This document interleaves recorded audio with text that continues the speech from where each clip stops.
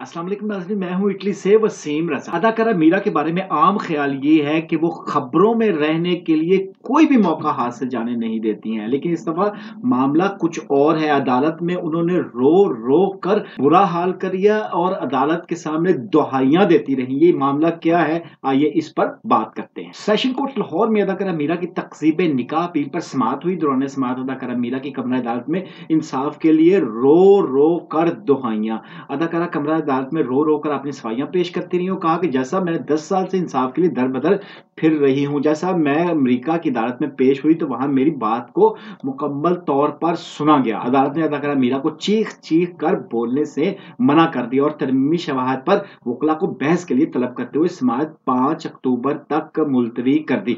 वाज़ेह रहे कि family court ने अदाकारा मीरा को अतीकुर रहमान की बीवी करार दिया था, ताहम अदाकारा मीरा ने फैमिली कोर्ट के फैसले के खिलाफ अपील दायर कर रखी है। अदाकारा मीरा ने अपील में मौक़िफ़ इख्तियार किया है कि उन्होंने अतीकुर रहमान से निकाह नहीं किया। अतीकुर रहमान ने फैमिली कोर्ट को गुमराह किया है। फैमिली कोर्ट ने हक़ाइक़ के बरअक्स फैसला सुनाया, लिहाजा अदालत फैमिली कोर्ट के फैसले को कलअदम करार दे।